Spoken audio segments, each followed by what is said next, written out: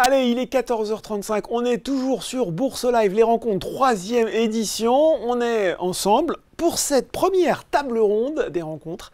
On vient de voir avec Louis Yanguin de Café de la Bourse comment investir jeune pour développer son patrimoine.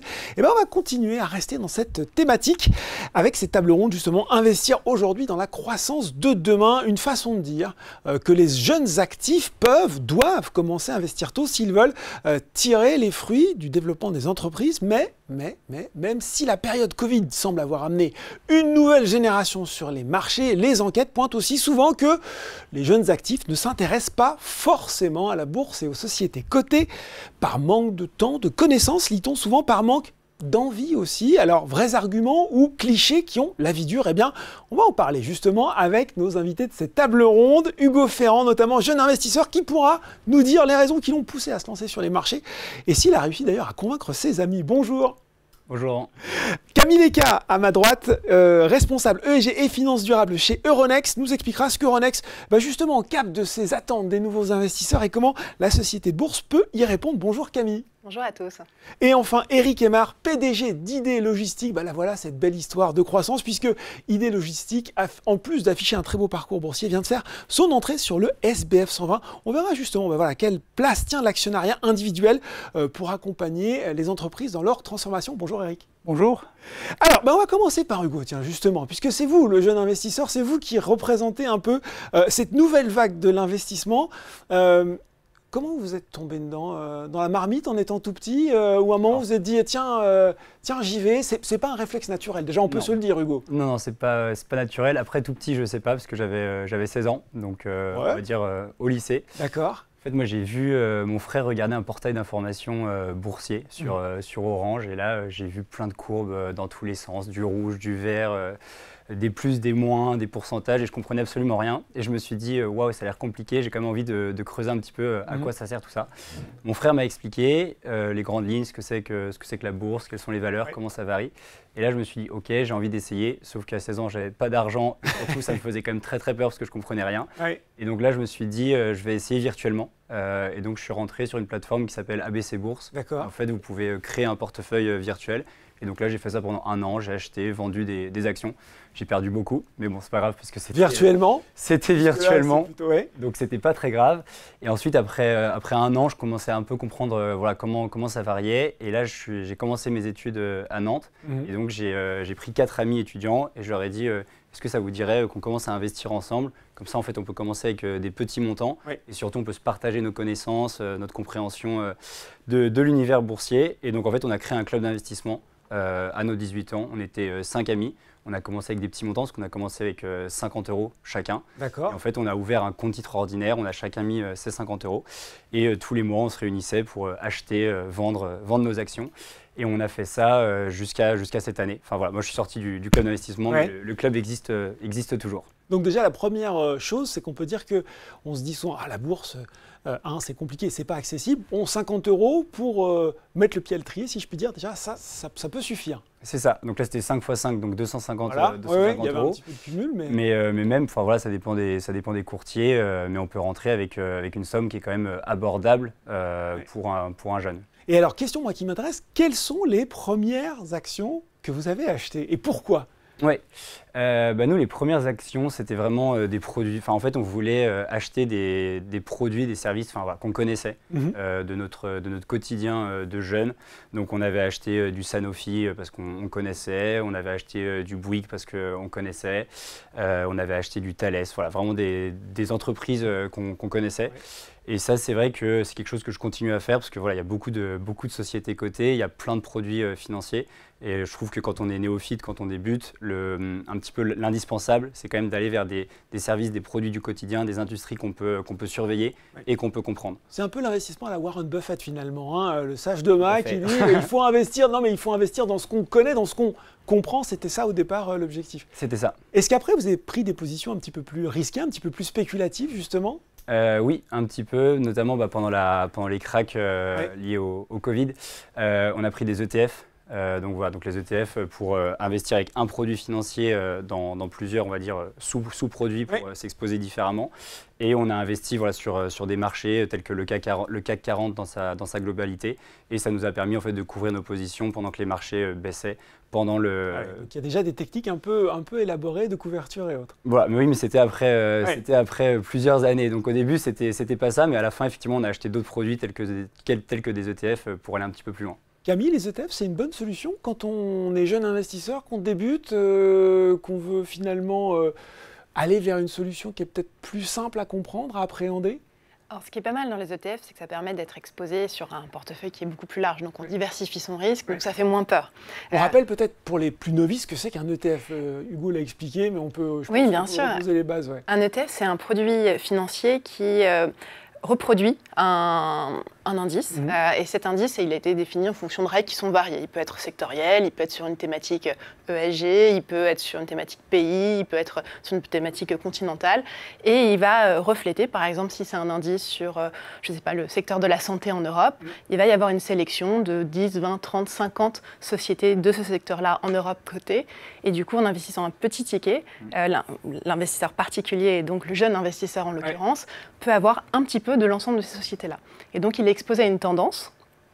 Il n'a pas besoin de se dire, bon, je vais investir dans telle société en particulier, etc.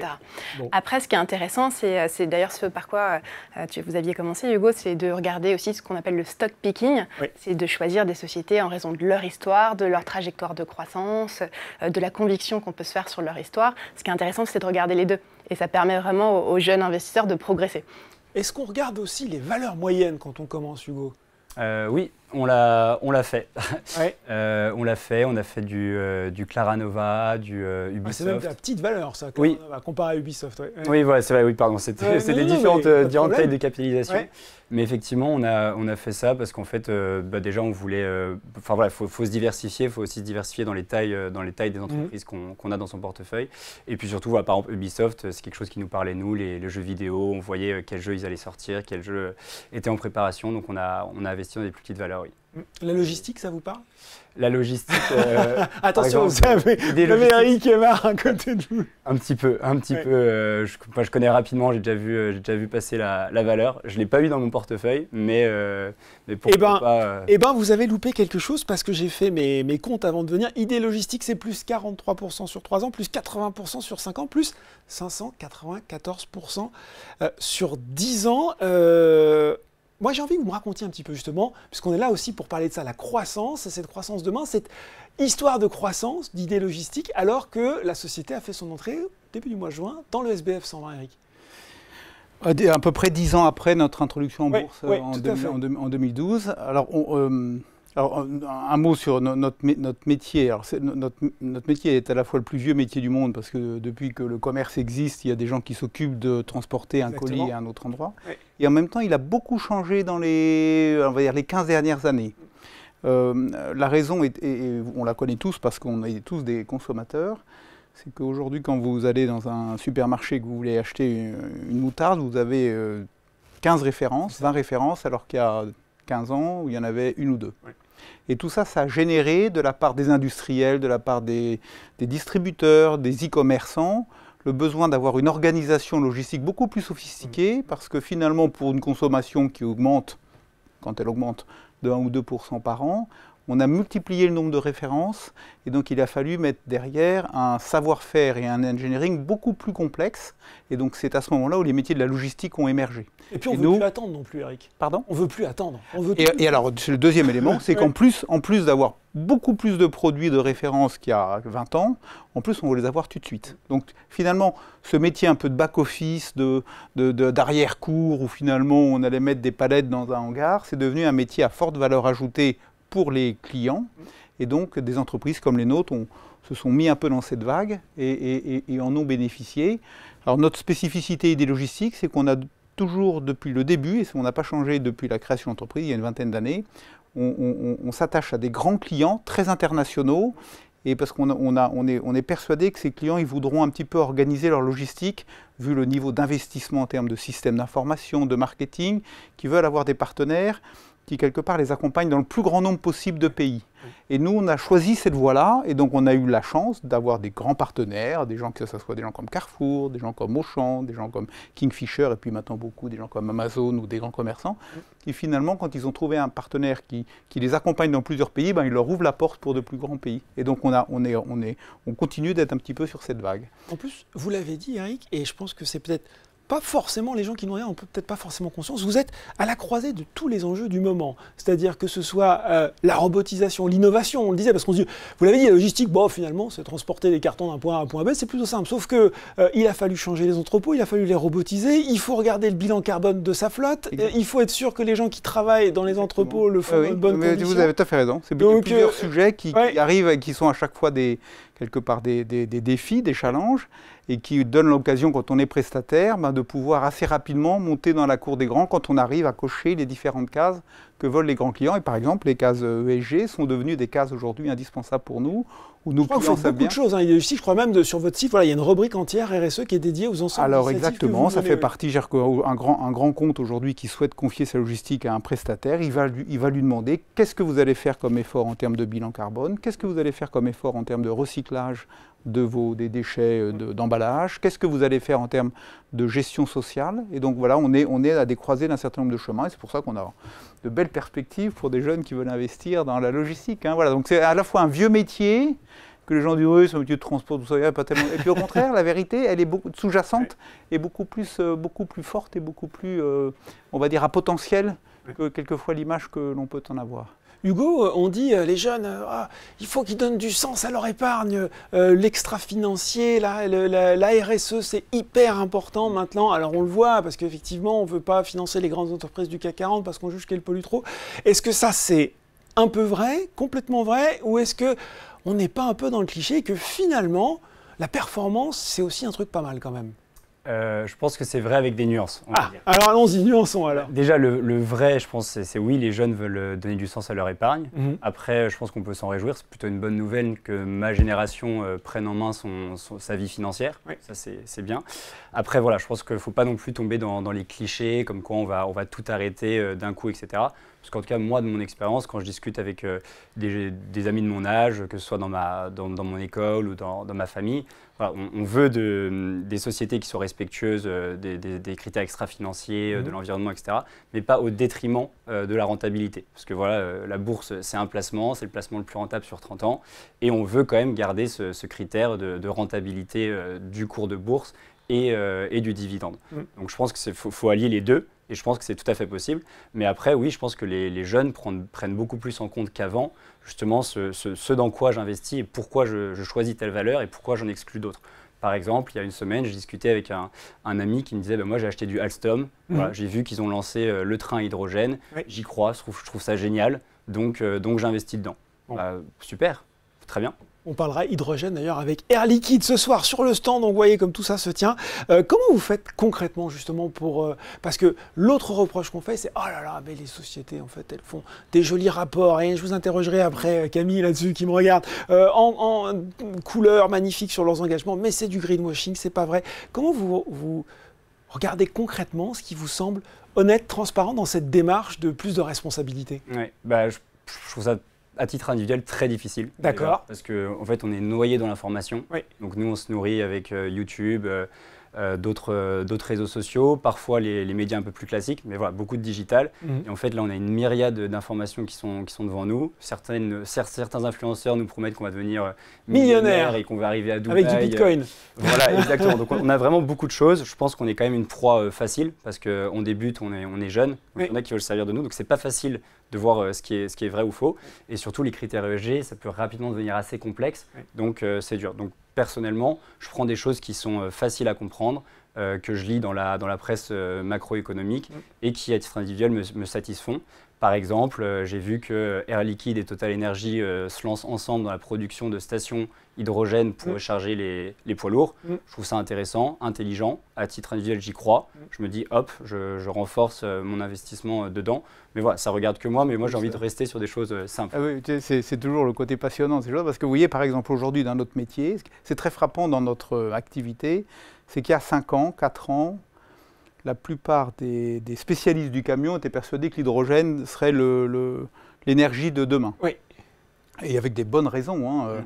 Et puis 5 ans après, donc maintenant, alors je ne dis pas du tout que peut-être ça changera encore dans 5 ans, eh bien, quand on a bien pesé le coût, notamment le coût de l'infrastructure à bâtir, eh bien, ça semble moins évident. Et vous aviez des gens qui, il y a 5 ans, disaient le camion électrique étant jamais on aura la distance suffisante pour faire un camion électrique, ça sera toujours limité à, je parle du poids lourd, hein, pas de la camionnette, mobilité lourde. Toujours limité à 200-300 km. Hein. Eh bien, au contraire, en 5 ans, les progrès de l'électricité sont tels que les gens commencent à dire, ben, peut-être que quand on arrivera aux échéances de décarbonation fixées au niveau européen, que peut-être qu'en 2035, les camions seront électriques et pas hydrogène. D'accord. Good luck, hein. Ça fait un autre investissement. Ça fait un autre investissement. Mais c'est ça qui est intéressant, parce que ça, c'est vraiment... probablement, l'hydrogène a plein d'utilités autres. Hein. Je parle vraiment dans le véhicule. Okay. Aujourd'hui, faut-il investir dans un constructeur de camions électriques potentiels, ou tout ça est en potentiel, parce qu'il n'y en a pas un qui est capable aujourd'hui de nous en livrer un de façon massive, hein, ou quand même, je serais bien incapable de savoir laquelle l'emportera. Thématique intéressante d'ailleurs sur comment effectivement la croissance va s'écrire sur les années à venir, mais j'aimerais quand même, parce qu'on a la chance d'avoir une responsable ESG et finances durables sur le plateau, il l'a dit Hugo, et je suis d'accord avec lui, même quand on est passionné et investi, c'est quand même rudement compliqué, Camille, de s'y retrouver à l'heure actuelle. Et je ne dis pas que c'est de votre faute sur l'investissement durable. Il y a beaucoup de notions à comprendre, beaucoup de façons de les exprimer, même d'ailleurs en étant de toute bonne foi. Allez, on a besoin d'un petit guide là. Aidez-nous à faire au moins avoir les bons réflexes. Alors, là où je suis d'accord avec vous, c'est que c'est difficile de s'y retrouver aujourd'hui. Il y a beaucoup de données, c'est pas forcément comparable. En plus, on compare des secteurs qui sont très différents dans leur profil. Donc, que faire de toute cette donnée extra-financière et comment intégrer ça dans sa réflexion? Donc, c'est évident que déjà, Hugo, le réflexe premier de bon sens, d'intérêt, de réflexion sur la pérennité d'un business model compte tenu des informations qu'on a sur un contexte économique, politique. Sur l'hydrogène, on voit déjà que c'est compliqué. Voilà, on voit que c'est compliqué, mais les sujets de l'innovation sont complexes. Exactement. Et sont risqués, et c'est aussi pour ça que généralement, la rentabilité peut être au rendez-vous, parce que plus c'est risqué, plus quand ça marche, ça peut donner effectivement de bons fruits. Sur ça, rien de nouveau et pas de mystère.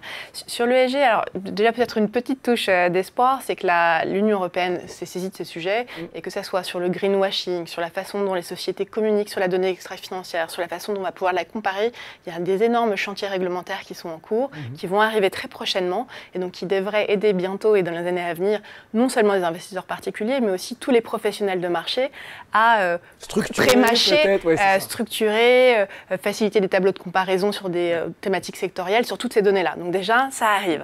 Ça arrive d'ici combien de temps? Alors, la directive, un nom un peu barbare qui s'appelle CSRD, elle s'applique à partir de 2024. Donc, on aura les premiers résultats en 2025. Oui. Donc, ça arrive, c'est vraiment en cours. Et il y en a déjà certaines qui sont rentrées en vigueur, comme la taxonomie. Là aussi, c'est des notions très complexes, mais qui vont permettre à des investisseurs particuliers ou des jeunes investisseurs, vu que c'est le sujet d'aujourd'hui, de voir, voilà, une société a dit qu'elle fait de la transition, a dit qu'elle investit dans des projets verts, mais concrètement, selon la grille de lecture de l'Union européenne, c'est combien de pourcents de son chiffre d'affaires, combien de pourcents de son CAPEX, combien de pourcents de son OPEX. Donc, il va y avoir des outils qui vont permettre de faciliter tout ça.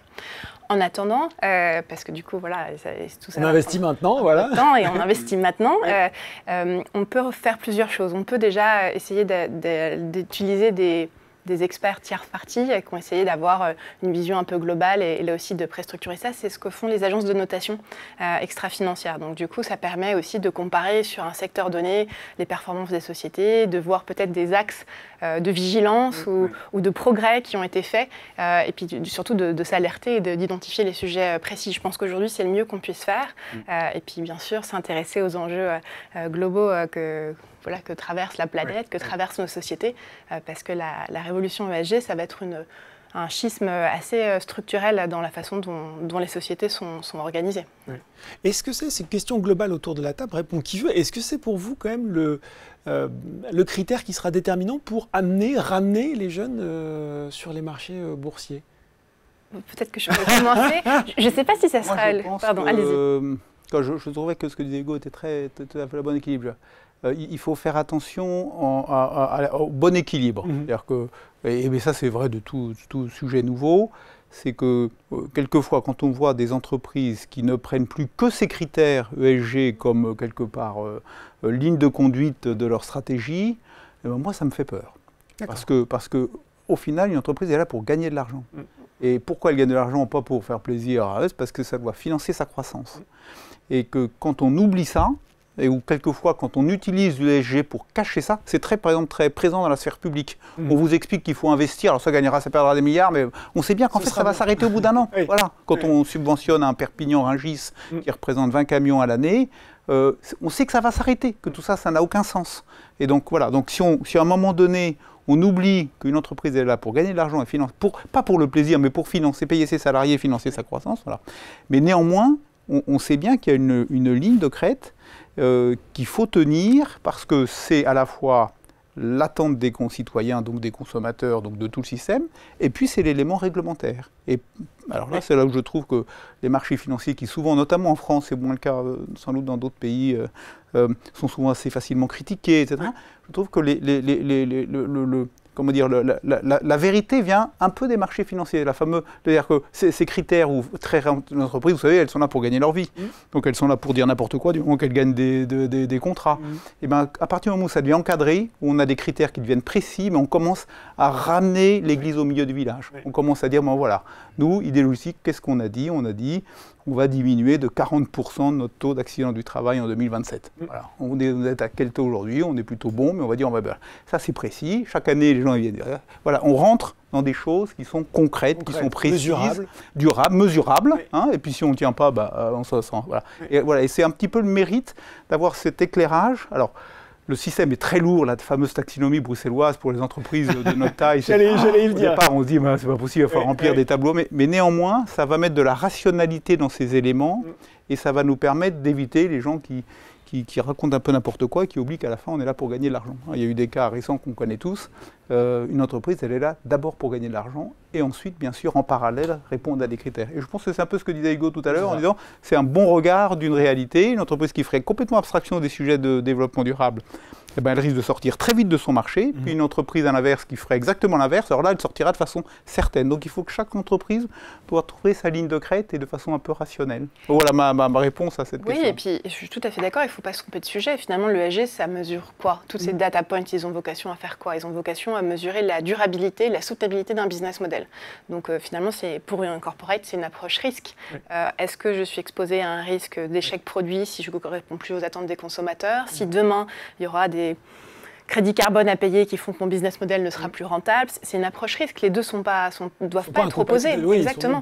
Donc l'ESG doit aider à mesurer si la soutenabilité du business model et donc de l'entreprise dans le temps est possible et faisable. Et toutes ces data points qui sont demandés, c'est parce que c'est très difficile à appréhender. Donc on essaye évidemment de l'objectiver, de le rendre comparable, mais in fine, il ne faut pas perdre ça de vue.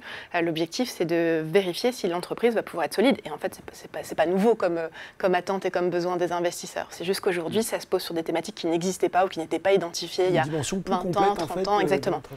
Rassurez-nous quand même, Camille, c'est ce qu'on se disait, on a l'espoir que quand tout ça commencera à être digéré, on aura pas trop de critères et qu'on les comprendra plutôt bien. Ce qu'on aimerait, au final, extra-financier. Normalement, c'est le souhait de tout le monde. Et si je trouve que c'est la direction dans laquelle ça va, les critères qu'on devrait avoir à disposition seront des critères pertinents pour la société, pour la nature de ses activités et pour son secteur.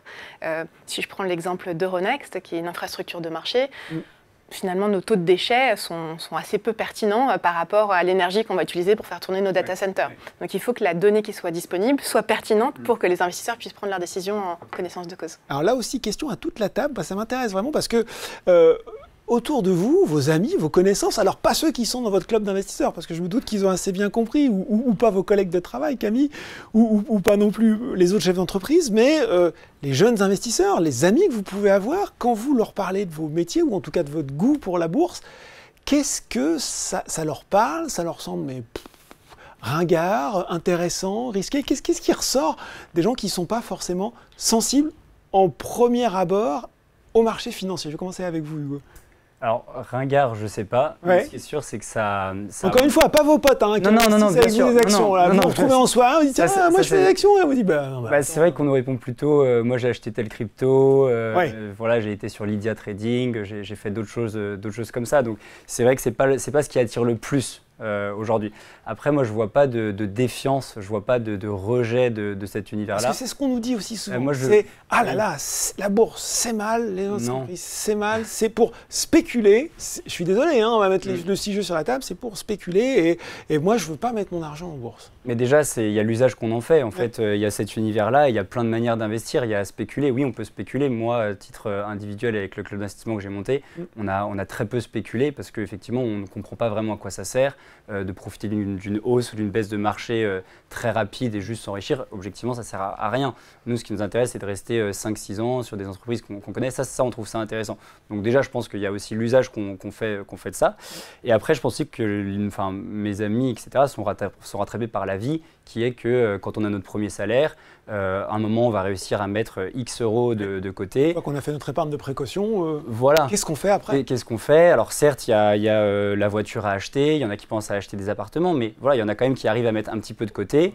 C'est quand même assez facile de voir que les livrets A ne rapportent rien, surtout avec l'inflation. Donc là, je pense que naturellement, il y a cette démarche de se dire, bon, bah, ok, j'ai tant de disponibles, comment je peux faire? Donc là, je pense que le mécanisme s'enclenche. Et après, je pense qu'il y en a justement beaucoup qui comprennent en fait qu'investir dans une entreprise, c'est un choix. Et puis voilà, c'est allier l'utile à l'agréable, si on peut dire, faire fructifier son épargne, en plus en soutenant un business auquel on croit avec des produits et des services qu'on cautionne. Franchement, tant mieux. Donc moi, je dirais qu'il n'y a pas de réticence. Je pense que c'est un peu faux parce que les jeunes vivent dans le même monde que vous, entre guillemets, qui avez plus d'expérience. C'est voilà, on a un patrimoine, il faut le faire fructifier de manière intelligente. Est-ce que la casquette souveraineté économique, patriotisme économique fonctionne? Ah. Si vous parlez par exemple de toutes les valeurs attractives qu'on a aux États-Unis. Non, ou de se dire un peu ce que vous disiez, Hugo, finalement, c'est aussi soutenir notre économie réelle, soutenir des entreprises qui ont des emplois en France, qui ont de l'activité en France, qui génèrent de l'emploi indirect. Est-ce que finalement, ce message d'engagement qui nous semble parfois dilué, la bourse, c'est pas une façon de le faire jouer? Est-ce que ça, c'est quelque chose qui est présent ou pas, ou peu? Alors, je pense que malheureusement pas assez, parce que quand on parle de marché boursier, il y en a beaucoup qui vont penser aux GAFAM, qui vont dire « Ouais, j'ai regardé il y a 3 ans le cours d'Amazon, mais pourquoi j'ai pas investi, pourquoi j'ai pas commencé ?» Donc on entend quand même souvent toutes les valeurs technologiques aux États-Unis, et je trouve qu'on ne regarde pas assez en fait toutes les belles entreprises qu'on a en France, et notamment celles qui sont quand même assez innovantes. Il y en a plein. Moi, par exemple, je pense qu'autour de moi, j'ai très peu d'amis qui savent que Deezer est coté en bourse. Deezer, on l'a dans nos téléphones, c'est cool, c'est sympa, c'est un usage pour nos soirées, tout ça. Et pour autant, il n'y en a pas beaucoup qui savent que c'est coté et qu'on peut investir dedans. Donc je trouve qu'il y a des arguments qui sont à mettre sur la table, mais qui ne sont pas assez donnés, je trouve. Comment on fait quand on n'est pas Deezer ni Apple, alors que pourtant les chiffres parlent pour vous, Eric? Moi je pense, mais croissance, et de l'activité du parcours de bourse qui est remarquable. Je pense que nous donc moi j'ai créé l'entreprise en 2001 et on est rentré en bourse en 2012, et avant de rentrer on s'est posé la question. Alors la question était simple, c'était on voulait commencer à faire des acquisitions externes et on disait il faut qu'on ait renforcé nos fonds propres, on n'avait que nos résultats accumulés. Et donc on a regardé plusieurs options et on a choisi la cotation boursière en 2012. Eh bien franchement, nous on est très contents, vous avez rappelé un peu notre parcours, ça s'est bien passé. Mais ce n'est pas du tout une décision, vous n'êtes pas porté. Dans beaucoup d'autres pays, aller en bourse, c'est naturel. Pas en France. Et vous avez tas de gens qui viennent vous dire « Oh là là, mais pourquoi vous ne faites pas affaire avec des fonds d'investissement ? Vous allez voir les contraintes, c'est terrible, vous allez être… » Et puis des gens très sérieux et très compétents, pas du tout… Et donc vous êtes un petit peu… pour aller en bourse, il faut vraiment avoir une volonté particulière. En plus, comme toujours, on vous rappelle des accidents boursiers, des entreprises qui sont rentrées puis qui s'est cassé la figure. Donc non, vous avez, pour des raisons, mais Euronext, c'est votre métier quelque part d'essayer de comprendre. C'est pas terrible le nombre d'introductions en bourse sur le marché français. Ça pourrait être mieux, quoi. Hein, je veux dire, voilà, il y a une espèce d'aversion à l'entrée en bourse en France qui est un peu triste. Alors probablement une des raisons qui est celle qu'on… Vous voyez, quand on entend l'histoire des problèmes des retraites, où on dit il faut sauver notre régime par répartition. C'est une connerie, le régime de répartition. Tout le monde le sait. Pourquoi il y a des introductions, pourquoi les bourses sont beaucoup plus forts dans d'autres pays? Parce qu'ils ont un système de capitalisation, au moins partiel, qui permet d'avoir des fonds propres qui rentrent dans les entreprises. Donc nous, on ne veut pas avoir ça. Donc forcément, on est un peu l'espèce de nain qui courront dans les marchés financiers. Mais néanmoins, il y a ce côté un peu… probablement paysans du XVIIIe siècle, vivons heureux, vivons cachés, ne publions pas. Non, mais je pense que c'est ne plus rien. Vous avez des grands groupes que vous connaissez bien qui font un peu une volonté de ne pas rentrer en bourse, de ne pas être, vous allez être transparent. Vous voyez, il y a ce côté un peu du paysan qui cachait dans son bas de laine sa pièce d'or pour pas se le faire piquer par les impôts. Non, mais il y a cette. Il y a un peu ça. Donc il y a du boulot, il y a du boulot. Boursorama est exactement le bon. C'est les gens qui aident à ouvrir cet environnement, mais c'est pas évident. Alors après, pour revenir à votre question sur les, je trouve que les jeunes, moi, sont plus ouverts sur ces sujets que des. Oui, et que. Alors par contre, il faut des critères, mais vous les avez rappelés. Un jeune, il ne veut pas perdre son épargne parce qu'il n'en a pas forcément beaucoup, donc il va être quand même très vigilant sur la rentabilité. Il a quand même l'idée de se dire qu'un jour, il voudra s'offrir une maison, un appartement, et donc de se dire je ne suis pas là forcément pour 50 ans, donc 5-6 ans, ça lui plaît. Il veut comprendre son business model, c'est ce que vous expliquez, le côté Warren Buffett, je pense que pour des jeunes, c'est vachement important. On dit des jeunes que des startups et tout, mais pas du tout. Moi, je vois beaucoup de jeunes dans mon entreprise, on a 300 cadres qui sont actionnaires, donc ils sont très attention aux résultats opérationnels, au niveau de dette, on n'est pas du tout dans on va perdre de l'argent pendant 10 ans pour en gagner, donc c'est très, très concret.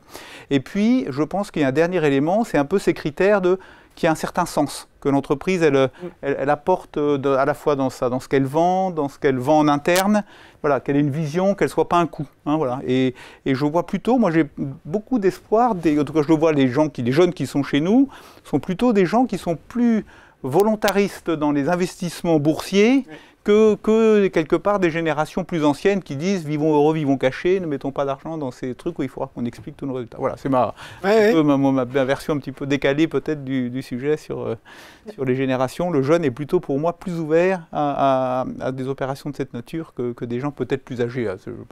Oui, mais intéressant. C'est vrai qu'il y a une évolution culturelle. Moi, quand j'ai commencé à bosser chez Euronext, c'était il y a 10 ans maintenant, et puis je couvrais plusieurs pays européens. Et il n'y a qu'en France où on me disait « Ah oui, mais rentrer en bourse, ça coûte combien? Il y a combien de pages dans le prospectus ?»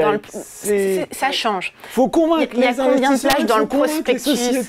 Le prospectus, c'est le document juridique qui est rédigé par les avocats au moment de l'introduction en bourse. C'est très long, ça doit faire 200 pages, c'est indigeste, etc. Mais un capitaine d'entreprise, un dirigeant d'entreprise, son sujet, ça ne doit pas être le nombre de pages qui est rédigé par les avocats sur le côté. Le sujet, ça doit être quel va être le retour sur investissement du fait de venir en bourse, pourquoi il vient, qu'est-ce que ça va l'aider à faire, la croissance externe, lever des fonds pour financer de la R&D. Et c'est vrai que du coup, il y a ces petites appréhensions qui témoignent finalement de stress culturel. On a pareil sur la culture action, ça change un peu, mais c'est vrai que par rapport aux pays nordiques, c'est un investissement, une culture du pari en fait qui est assez différente et du retour sur investissement qui est assez différente. Après ça change, donc on le voit sur les investisseurs particuliers et surtout depuis le Covid, et on le voit aussi sur les générations de dirigeants. Tous les nouveaux dirigeants, notamment de toutes ces sociétés tech qui ont été financées par le private equity, elles ont été habituées à ouvrir leur capital, à répondre aux questions, à plus de transparence. En plus, ils ont une vision internationale, donc ils ont une vision internationale. Ils savent bien que le marché français n'est pas l'alpha et l'oméga de leur activité. Exactement, et donc du coup, ils sont beaucoup plus pragmatiques, c'est-à-dire la bourse pour faire quoi, pour financer quoi, bon, ça va me coûter combien, tant que finalement le retour sur investissement est bon, on y va, le jour où il sera plus bon, on en sortira peut-être, et c'est très bien et c'est très sain.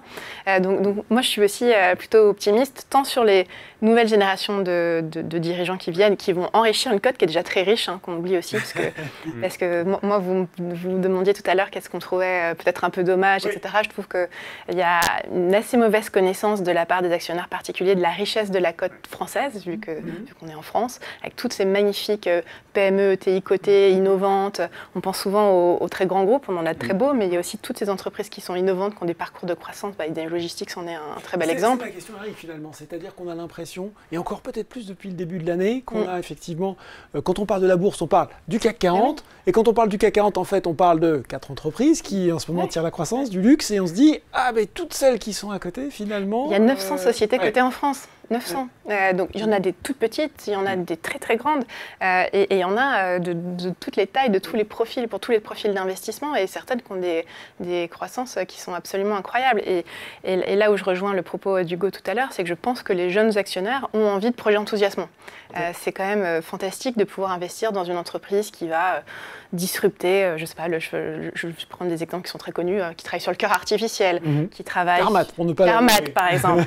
Après, c'est risqué, mais qui travaillent sur comment on pourrait parler de l'introduction en cours, Osmoson, qui veut dessaler l'eau de mer. Tout à fait. Les sociétés qui vont rendre le ciment vert. Enfin, je veux dire, il y a des choses magnifiques, des histoires magnifiques. Donc voilà, je trouve que ça, c'est assez peu connu.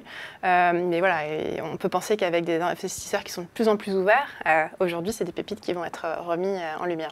Il y en a partout. Enfin, moi, je regarde, j'ai fait mon lycée à Nantes, et là, j'ai vu, il n'y a pas longtemps, une entreprise qui s'appelle Largo, qui fait des appareils électroménagers, et aussi des smartphones, des tablettes reconditionnés, et qui s'est coté en bourse il n'y a pas longtemps. Bah, c'est génial, parce que je les connais, ils sont à Nantes, ils passent dans les médias du coin, etc.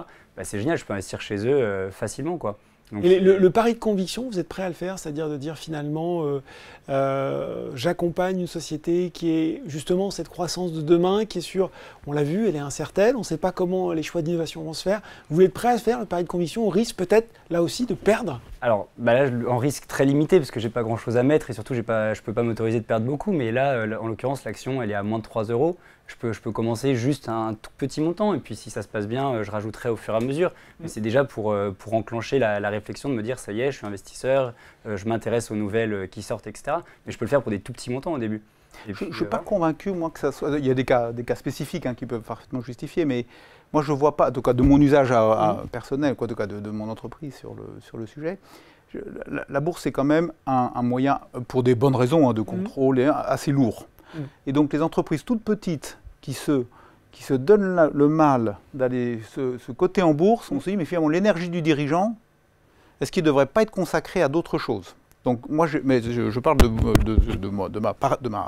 ce que je connais. En tout cas, ouais. Et moi j'ai l'impression qu'il faut avoir une certaine taille, ne serait-ce que pour que l'entreprise soit suffisamment structurée. Une maturité déjà. Voilà, pour qu'elle puisse arrêter. Donc moi j'ai un tout petit peu peur parce que justement de ce côté un peu sympa, start, parce que moi jeune aussi j'avais investi quelquefois un super projet, puis 9 fois sur 10 ça se casse la figure. Oui. Parce que c'est pas l'outil adapté. On va utiliser un outil qui n'est pas adapté, surtout que tout ça c'est beaucoup complexifié, et à juste titre, les différents gendarmes des différents marchés sont exigeants, etc. Donc c'est quand même assez lourd. Donc c'est pas trop lourd quand on a une certaine taille, ça devient très lourd quand on est petit. Et donc, je me dis, voilà, on devrait plutôt encourager les entreprises, une fois qu'elles ont franchi un certain stade de croissance, pour arriver à avaler la valeur ajoutée d'une introduction. Bon, voilà, mais c'est mon point de vue personnel. Je comprends très bien qu'on puisse être... Voilà, non, mais peut-être pour commenter, parce que du coup, j'en ai quand même accompagné un certain nombre. Nous, chez Euronext, on a... Parce qu'on gère le marché dans la durée, et du coup, on gère l'aftermarket, donc les déceptions éventuelles à la fois des entrepreneurs et des investisseurs. On n'a pas du tout un discours bullish, c'est-à-dire qu'on va essayer de conseiller au mieux les dirigeants en leur disant voilà, quel est votre news flow, quelles nouvelles allez-vous pouvoir délivrer dans les prochains mois, est-ce qu'il faut mieux pas attendre d'avoir réussi ou sécurisé tel contrat. On va essayer de les aider dans leur démarche. Après, on entend aussi beaucoup, et c'est ce qui pousse un certain nombre d'entreprises de petite taille à venir sur les marchés, celles qui ont besoin de beaucoup de capitaux, qui sont très intensives parce qu'elles font beaucoup de R&D, etc. Ça leur prend beaucoup de temps de faire des levées de fonds privés. Et donc finalement, la bourse prend du temps sur d'autres sujets, le reporting, la relation actionnaire, etc., mais permet aussi d'accélérer cette partie de levée de fonds. Par contre, là où il faut être clair et aussi très pragmatique, c'est qu'une petite société cotée en bourse avec ce qu'on appelle un petit flottant, c'est-à-dire la part des actions qui est finalement disponible pour le trading, et n'est pas la même que sur une très grosse entreprise. Donc le profil de liquidité, le profil d'évolution, la durée d'investissement doit être différente là aussi. Donc penser qu'on va investir dans une petite société qui vaut 30 millions et pouvoir sortir de la même façon que quand on investit dans LVMH, c'est une erreur. Voilà, je pense qu'il faut être conscient des choix qu'on fait avec les avantages et les inconvénients de l'ensemble des instruments. Voilà, et ça se passe mieux. Ouais. Est-ce que vous avez des initiatives particulières pour aller vers séduire les actionnaires individuels et jeunes à fortiori? Alors justement, un peu, l'actionnariat individuel, c'est un rapport temps passé, intérêt financier qui est très différent d'un actionnariat institutionnel. Donc, en fait, c'est lourd. Vous devez avoir quelqu'un qui s'en occupe. Vous avez là, vous quittez la dimension purement réglementaire pour faire du marketing. Vous devez faire des assemblées générales où vous convoquez tout le monde. C'est beaucoup plus lourd. Donc, nous, on rentre dans cette phase-là. C'est-à-dire, vous voyez, on fait une capitalisation d'1,6 milliard à peu près. Eh bien, aujourd'hui, ça nous intéresse de développer notre actionnariat individuel. Mais ce n'était pas forcément le cas avant. Où finalement notre action. Il faut un certain stade là aussi. Voilà, on a un œil, maintenant ça nous intéresse. C'est une catégorie qui en plus on a un peu d'histoire, on a un peu d'éléments, donc on a des arguments et on se dit on a la taille suffisante pour pouvoir faire l'investissement d'aller se faire un noyau d'actionnariat individuel personnel dans lequel on va falloir. Mais oui, vous voyez, c'est un petit peu l'inverse de l'idée reçue, c'est-à-dire qu'on fait rentrer de l'actionnariat individuel à un moment où l'entreprise est déjà une certaine taille. On ne l'a pas du tout privilégié en dehors de l'actionnariat salarié, que je mets un petit peu de côté. On ne l'a pas du tout privilégié au début, ça ne veut pas dire qu'on n'a pas les actionnaires, mais nous, on ne s'est jamais préoccupé. Et maintenant, aujourd'hui, on s'en préoccupe parce qu'on sait qu'on peut investir dans des gens qui s'en occupent, des moyens, etc. Et qu'on a la capacité de gérer dans la durée.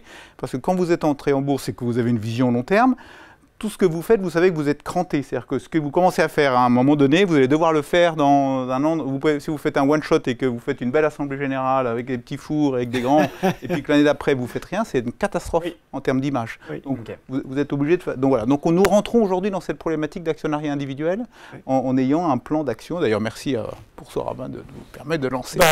Voilà, donc c'est un scoop. Mais oui, on pense que c'est bien quand l'entreprise a une certaine taille et un certain flottant pour pouvoir justement donner des éléments un peu concrets aux actionnaires individuels. Est-ce qu'il est, ça me permet de rebondir, transition toute trouvée, est-ce qu'il est actif, le jeune investisseur? Est-ce qu'il va voter aux AG? Est-ce qu'il regarde ce qui va se décider? Est-ce qu'il a envie de peser sur ce que fait l'entreprise, outre sa performance financière, justement? Même s'il prend en compte des éléments extra-financiers, est-ce qu'il va jusqu'à dire, voilà, moi aussi, même si j'ai quelques voix, j'ai envie de participer, de voir ce qui se dit?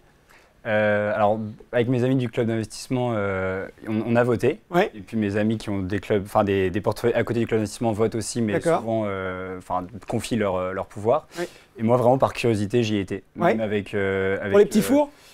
Oui, c'était sympathique. Non, mais c'est vrai que c'était intéressant de voir un petit peu comment ça se passe concrètement. C'est quand même une grande... Vous voulez nous dire à quel AG vous êtes allé Oui, bien sûr. J'ai participé à Air Liquide et Total Energy. D'accord. Voilà, je voulais vraiment... c'est vrai qu'on en parle beaucoup dans les médias. Total Energy, c'est animé. C'était péchu, c'était péchu, mais voilà, c'est vrai qu'on en parle beaucoup dans les médias. Donc je me suis dit, j'y vais avec une action. Au moins, je vais voir à quoi ça ressemble. C'est vrai que c'est intéressant. On dit que c'est un grand moment de la démocratie actionnariale. Vous avez trouvé que c'était exact ou vous êtes resté sur votre fin?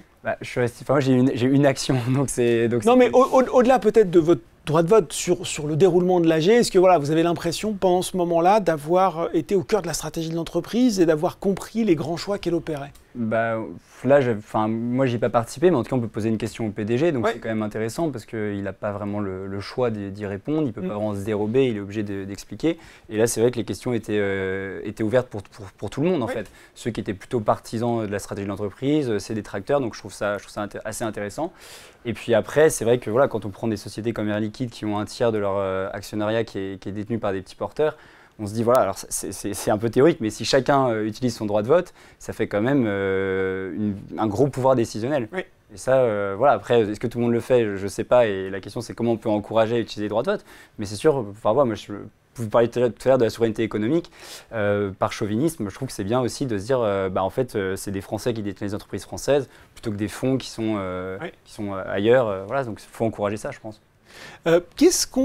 Et là, je me mets aussi dans le sac, si je puis dire, Camille. Qu'est-ce que nous, les acteurs des sociétés de bourse, peut-être de la banque en ligne, des acteurs des courtiers, qu'est-ce qu'on doit faire mieux pour justement peut-être attirer, ou qu'est-ce que vous avez déjà dans les cartons à l'étude pour se dire, on a envie d'avoir ces actionnaires, on a envie qu'ils participent à l'activité économique, à la croissance de demain, pour les convaincre? Je pense qu'il faut collectivement qu'on continue à dépoussiérer, dépoussiérer l'investissement en action. Il faut que ça devienne sexy, que ça devienne cool, et sans pour autant tomber dans des excès spéculatifs ou autres qui seraient infondés. Je pense qu'il faut rendre ça plus vivant. Nous, on avait regardé avec intérêt toutes les pratiques un peu de gaming qui s'étaient développées autour de l'investissement en bourse, et on s'était demandé si c'était le bon levier pour encourager les investisseurs particuliers et les jeunes. Je ne suis pas sûre aujourd'hui. Hugo, tu nous diras. Justement, j'ai une question à ce sujet, peut-être aux deux, peut-être aux trois, notamment le fractionnement d'actions. Ça, c'est un sujet, souvent, ça revient en se disant, je crois que l'action, elle a plus de combien? Oui, elle est à 260. 260, c'est ça. C'est une question, oui. Donc, de se dire, finalement, le fractionnement d'actions, je peux acheter 2 €, alors avec toutes les questions que ça pose, puisque ça pose la question de la détention, du droit de vote notamment. Mais est-ce que ça, ça vous semble être un moyen intéressant? Peut-être pas autant qu'au début, vous semblez dire. Alors, moi, je parlais du gaming. Ouais, Le gaming, je pense que c'est, voilà, finalement, c'est une question de toilettage, d'interface, de rendre ça plus visuel, plus dynamique, avec des contenus qui sont adaptés. Et puis voilà, on n'a peut-être pas besoin de rentrer dans un truc qui est vraiment gaming pur. Sur les outils en particulier, les fractionnements, etc., je pense qu'il faut être prudent. C'est intéressant, c'est attractif. Il y a des outils déjà qui existent. Les sociétés sont capables de faire ce qu'on appelle des stock splits ou des reverse stock splits. Voilà, justement, pour avoir une taille d'action qui est absorbable par le plus grand nombre ou pas. Ça dépend des stratégies des sociétés. Je pense qu'il faut être prudent parce que c'est vrai que ça soulève tout un tas de sujets après de gouvernance actionnariale et il faut être capable de délivrer le suivi. Les autorités publiques y réfléchissent. Du coup, on est ça travaille au groupe de réflexion et on contribue et évidemment on regarde ce qui pourrait être fait techniquement. Mais voilà, il faut bien peser l'ensemble. Mais de façon générale, pour finir de répondre à votre question, je pense qu'il y a un vrai travail de valorisation et de promotion des histoires boursières. Tu parlais tout à l'heure des histoires françaises qui sont méconnues et ça c'est un travail qui est collectif. Euronext doit jouer son rôle, on essaye, mais finalement la presse doit jouer son rôle, les médias, les plateformes. On en parle plus encore. On doit porter les histoires. Nous on s'était battu gentiment avec la French Tech parce qu'on trouvait ça dommage que la French Tech ne valorise que les belles histoires tech non cotées. Alors qu'on a toutes ces belles boîtes tech cotées. Et on a eu gain de cause, parce que finalement, ils étaient d'accord. C'était des biais culturels, des biais d'institutions, etc. Et donc finalement, aujourd'hui, la French Tech fait la promotion d'une promotion au sein d'Euronext qu'on appelle Tech Leader. Et ça, je pense que c'est essentiel. Il faut qu'il y ait une vraie promotion de toutes ces belles boîtes cotées sur nos marchés, les petites, les grosses, les moyennes, pour que les rendre désirables, les rendre visibles. Et ça, on a tous un rôle à jouer là-dedans. Belles histoires de croissance. Qu'est-ce qu'il faut qu'on fasse mieux, Hugo, question à vous. Qu'est-ce qu'il faut qu'on fasse mieux, nous, les acteurs réglementés, les émetteurs, sociétés de bourse? Vous parliez du trading fractionné, mais je pense qu'effectivement, le prix de certaines actions, ça peut être un frein. C'est vrai que le luxe, on sait tous que ça marche très bien. On est tous... on sait ce que c'est que LVMH, L'Oréal, etc. Mais c'est vrai que c'est des actions qui sont chères. Donc après, qu'est-ce qu'on peut faire concrètement? Est-ce qu'on passe par le trading fractionné ou est-ce qu'on fait des splits, comme vous le disiez, comme l'a fait Michelin, etc. C'est vrai que ça pourrait être intéressant parce qu'un jeune n'a pas 1 000 € à mettre d'un coup sur une action qui... Hermès au hasard. Hermès par exemple. Donc c'est vrai qu'il faut aussi que les actions soient à un prix accessible. Et après, vous parliez de la gamification. C'est vrai qu'il y a beaucoup de... moi, je vois beaucoup de personnes de mon âge qui se disent, en fait, moi, je veux gagner de l'argent rapidement. En fait, comment je fais? J'ai 3 choix. J'ai les cryptos, j'ai les paris en ligne ou j'ai la bourse, mais c'est vrai que ça paraît un peu compliqué. Et le problème aussi, c'est que beaucoup de jeunes disent, moi, je vais mettre X € en crypto, ça va me prendre 3 minutes d'ouvrir un compte. Et en fait, je vais aller chez n'importe quel courtier en ligne français, ça va être plus compliqué, il va y avoir des échanges de mails, etc. Et ça, c'est vrai que ça freine. Alors, je pense que ça n'est pas Boursorama. Non, mais justement, c'est ce que j'allais dire. Je pense que les acteurs ont fait beaucoup de progrès. On peut on peut ouvrir nos PEA, nos comptes ordinaires sur nos téléphones, etc. Mais je pense faut continuer le progrès. Et puis, il faut surtout dire que c'est pas si compliqué que ça. Ouvrir un PEA ou un compte ordinaire chez Boursorama et chez d'autres, c'est pas si compliqué que ça. Voilà, ça se fait bien. Donc, je pense qu'il faut le dire aussi et continuer. Bon, est-ce qu'on fait du coup une division du nominal d'idées logistiques dans les mois années à venir? Ça, quand vous avez une transaction qui a beaucoup il faut mieux que votre nominal soit haut parce que votre cours a progressé que parce qu'il a baissé. Donc, mais par contre, c'est sûr, comme je vous disais, ce qui me frappe un peu, c'est que le sujet de l'investissement du particulier, quand vous commencez à le traiter comme un sujet en tant que tel, vous vous posez ces questions. Alors, il faut le faire au bon moment, il y a un certain nombre de règles à respecter, c'est sûrement un sujet. Mais donc, moi, je pense que il faut moi, je pense que le coup de pouce à donner ou l'effort, il viendrait plutôt. Il faudrait qu'il y ait davantage d'entreprises cotées. Je trouve que si on avait, en tout cas, je vois moi par exemple dans mon secteur, plus vous avez l'entreprise cotée, plus vous aurez de liquidité. Je pense que ce monde-là, attendez, je parle du non financier, mais je pense que c'est un marché où c'est l'offre qui va créer la demande. La loi de sel. Les entreprises se cotent. Vous allez avoir des je l'ai vu dans mon secteur. Vous avez les entreprises de logistique qui sont cotées pas tellement en France, pas assez, mais un peu au niveau européen, parce que là, vous avez des analystes, vous avez des fonds qui s'y intéressent, vous avez de la liquidité qui se crée, et donc vous générez le flux financier finalement suit l'entreprise qui se cote. Et quelque part, ce qui serait bon pour la place de Paris, c'est notre intérêt à tous, c'est de pousser davantage les entreprises à être cotées. Et plus il y aura d'entreprises cotées, plus vous aurez d'analystes compétents, plus vous aurez des fonds qui s'y intéresseront, plus vous aurez des gens pertinents, plus vous aurez des clubs d'investisseurs qui rentreront. Je pense qu'il faut l'attaquer par ce biais-là, plus que par l'aspect financier. L'argent, il y en a, ce n'est pas le sujet. Le sujet, c'est qu'il aille à cet endroit-là. Et donc, il faut créer de l'offre. Bon. Plus d'entreprises cotées, Camille? Alors ça, je peux pas dire que je suis contre. Nos confrères américains nous donnent un exemple qui est un peu... je sais que la bourse américaine se réduit d'année en année. Comme toutes les bourses. Toutes les bourses. Donc on n'est pas vraiment dans cette tendance. Ah non, toutes les bourses se sont réduites. Et c'est pas forcément pour des mauvaises raisons. C'est aussi parce qu'il y a le monde les dynamiques des entreprises, il y a des entreprises qui fusionnent. Je veux dire, quand on regarde ce qu'on appelle les radiations, on regarde toujours est-ce que c'est une bonne radiation ou une mauvaise radiation. Est-ce que c'est une bonne radiation? Est-ce que c'est une entreprise pour qui finalement la bourse ne fait plus sens à cet état de son développement, elle reviendra peut-être plus tard? Est-ce que c'est parce qu'elle a fusionné avec une autre société? Est-ce qu'elle en a absorbé d'autres, etc. Ou est-ce que c'est une mauvaise sortie parce qu'elle va pas bien, parce qu'elle en faillite? Ça arrive aussi. Et donc ça, faut regarder. Donc toutes les bourses au niveau mondial, on voit leur nombre de sociétés se réduire depuis une cinquantaine d'années. Et ce n'est pas forcément négatif. Ce qui compte, c'est le dynamisme des flux entrants. C'est normal d'avoir des sorties, c'est sain. Par contre, il faut que les sociétés qui rentrent soient de qualité, attractives, donnent une image de renouveau, etc. Donc ça, nous, chez Euronext, et puis l'ensemble des acteurs de place, on travaille activement sur ces sujets-là. Il y a eu, pendant un certain nombre d'années, je dirais pendant 4-5 ans, l'essor assez incroyable du private equity a décalé les introductions en bourse parce que les sociétés ont pu trouver dans le monde du privé des financements qui leur ont permis de rester privées. Alors ça a décalé les introductions en bourse, mais c'est peut-être pas plus mal parce qu'elles arrivent plus mûres, plus matures, elles ont délivré de nouvelles étapes, elles ont plus besoin de pivoter en bourse, elles sont plus au clair. Et donc ces flux-là vont arriver en bourse. Après, aujourd'hui, il y a les évolutions du marché et pour les IPO, on appelle ça les fenêtres. Il faut que la fenêtre soit ouverte. Là, on ne sait pas trop là. Voilà, il n'y a pas de guerre en Ukraine, il n'y a pas des rebondissements en Ukraine, qu'il y a un peu de stabilité sur les taux de change, etc. Et à ce moment-là, on va avoir, nous, on est en contact et on essaye maintenant d'accompagner les dirigeants en amont de leur introduction en bourse pour que ça soit finalement un parcours un peu moins solitaire. On en a beaucoup dans les tuyaux qui attendent que la fenêtre arrive.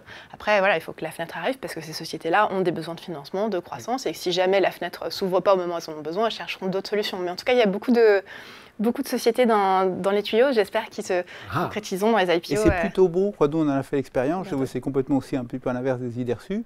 C'est plutôt, encore une fois, pour moi une bonne cotation, c'est une entreprise, c'est ce qu'on a fait, alors peut-être pas forcément c'est une entreprise qui se rentre en bourse par augmentation de capital.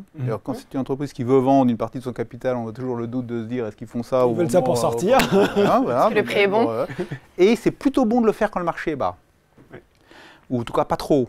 Parce qu'ensuite, on va être emmené par une histoire boursière. Vous mentionnez, nous, on est rentré, on était à 21 euros, on fait 260. Vous voyez, mais en partie, tant mieux, notre entreprise marche bien ça, mais aussi c'est parce qu'on est rentré, le marché était bas. Et donc après, vous êtes emmené par le flux. Voilà, vous êtes emmené par la. Donc il y a des dirigeants qui disent ah mais non, je ne veux pas rentrer en bourse parce que le marché est trop bas. Je dis non, c'est la bonne occasion. Vous allez rentrer, vous allez mettre 25% de votre capital en bourse.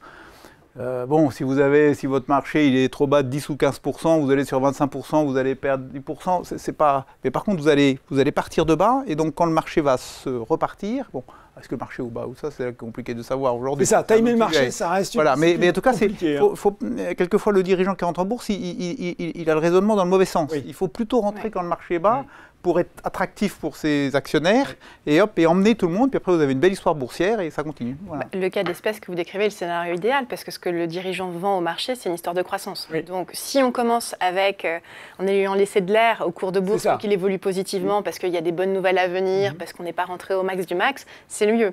Après aujourd'hui, peut-être ce qui a changé, c'est que beaucoup ont des fonds à leur capital qui sont rentrés à des valorisations X, et aujourd'hui il va falloir faire... externaliser déjà un acheminer tout ça, voilà. Mais effectivement, nous, c'est les conseils qu'on donne aux entreprises. Et puis aussi que dans la fixation du prix, ils reflètent l'appétit et la demande qu'ils ont eu des investisseurs, aussi bien particuliers qu'institutionnels. Pas rentrer trop cher, on risque de décevoir. On arrive quasiment à la fin de cette table ronde. J'aimerais vous entendre chacun à votre hauteur de votre expérience, parce qu'on a envie de repartir aussi de cette table ronde avec des conseils pratiques ou en tout cas des éléments. Allez, 2 arguments. Je vais commencer par vous, Hugo, pour convaincre les jeunes, parce que vous devez avoir l'habitude d'y aller, d'investir en bourse. Ouais. Déjà, tout est dans le titre, c'est que c'est investir. On ne parle pas de spéculer, donc investir, il n'y a rien de mauvais. Voilà, il faut juste prendre la bonne direction, long terme, dans des entreprises dans lesquelles on croit. Voilà. Après, je pense aussi qu'il faut prendre les sociétés qui savent parler à leurs actionnaires. Air Liquide, Total Energy, Engie, il y a plein de ressources. Il y a des MOOC qui ont été mis en ligne. Voilà, donc on a de la ressource pour commencer. Oui.